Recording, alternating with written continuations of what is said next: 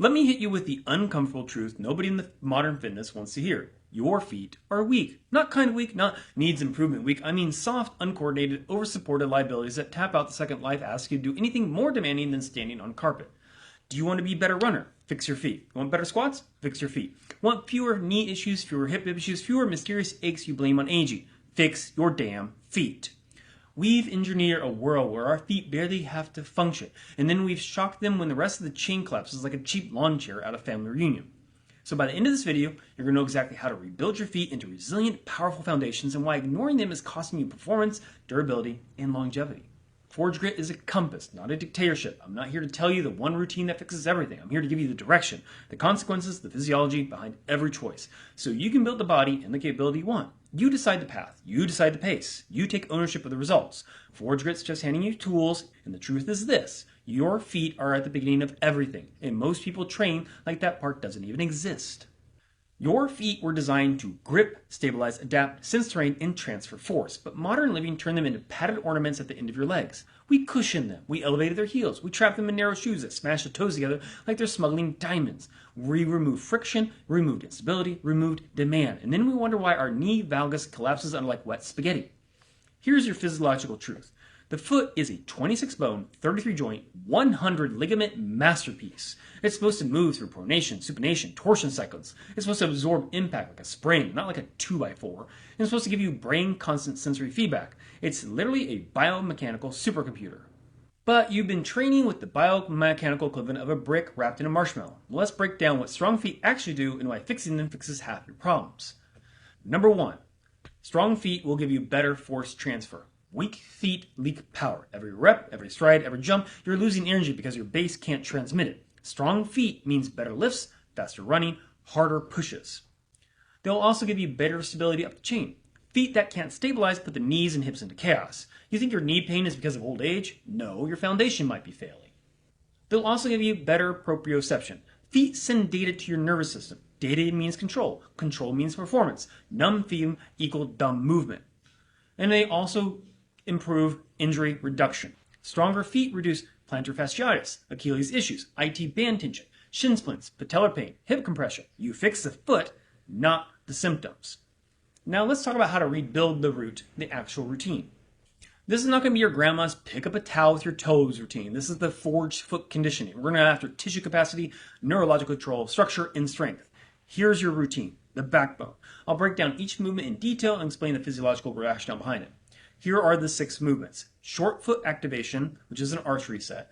Toe splay training, reclaiming natural geometry. Controlled pronation supination drills, restoring that spring.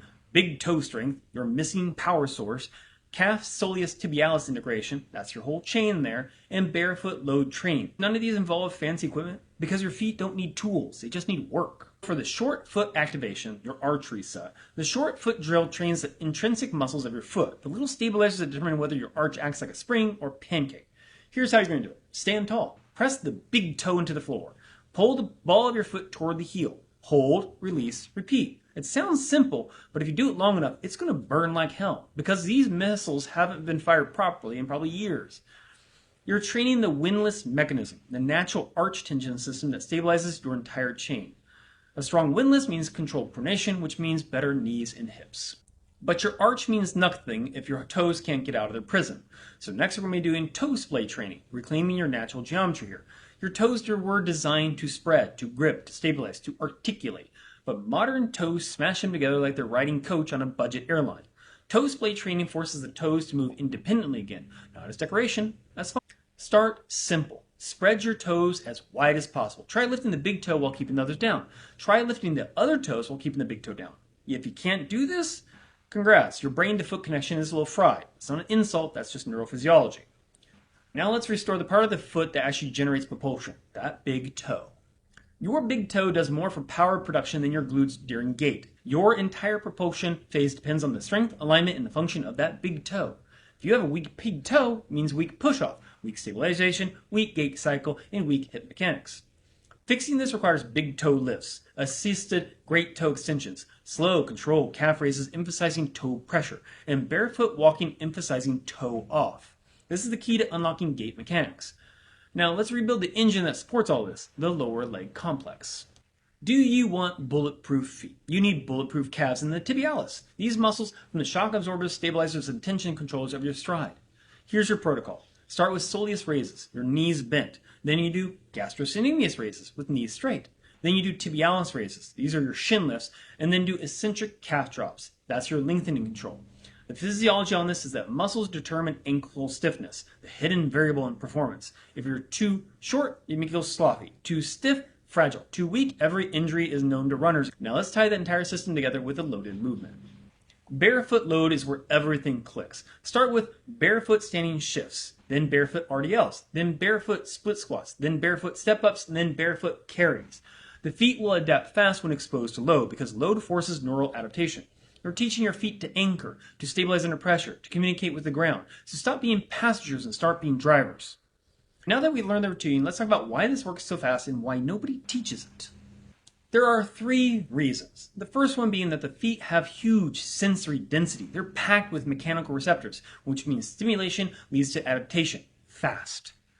The second reason is they influence every chain above them. As soon as the foot changes, the ankle changes. The ankle changes the knee changes the hip changes the pelvis changes the spine. Your whole body reorganizes. And for most people, they've also been very neglected. Untrained tissues adapt dramatically because they've been asleep for years. Now let's address the biggest myth in fitness, the one that keeps people weak here. That myth is that strong feet come from running. Wrong. So wrong, it hurts. Running does not build foot strength. It exposes weak feet. It magnifies dysfunction. It highlights imbalances. Running is not training, running is testing. Training builds capacity, running evaluates the capacity. That's why fixing your feet can evaluate your running performance faster than any shoe upgrade or interval program. There are reasons also why people fail foot training, and we need to figure out how to avoid that. 1, they expect instant results. This is structural work. Give it time. 2, they do it inconsistently. Feet need frequent stimulus, just like every other muscle, daily, not weekly. Also, they may skip the barefoot progression. You must load the system. It's the only way it's going to work. Number 4, they don't address the big toe. If you ignore the big toe, you're going to stay weak forever. Foot tissues adapt slowly. Let me finish this with a truth that also all ties this together. You can stack strength, speed, conditioning, grit, resilience in miles, but if the foundation is weak, everything built on top is just temporary. Strong feet should not be optional. They're the biological starting point for durability. You want to move like an athlete? Have the feet of one. You want longevity? Build from the bottom up. Forge grit trains bodies to endure. Storms don't start from your shoulders. They start at your contact point with the world. Your foundation determines your ceiling. Rebuild the foundation, raise the ceiling. Forge from the ground up.